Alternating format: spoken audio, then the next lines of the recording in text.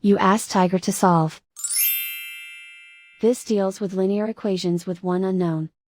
The final result is x equals -7. Let's solve it step by step. Simplify the expression. Expand the parentheses. Multiply the coefficients. Simplify the arithmetic. Group all constants on the right side of the equation. Add 18 to both sides. Simplify the arithmetic.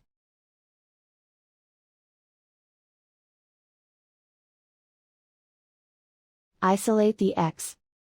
Divide both sides by -6.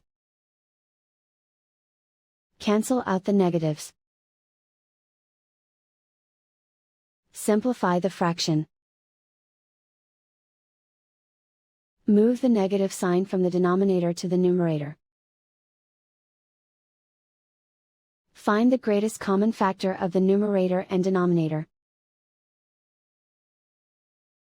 Factor out and cancel the greatest common factor. And so the final result is x equals -7.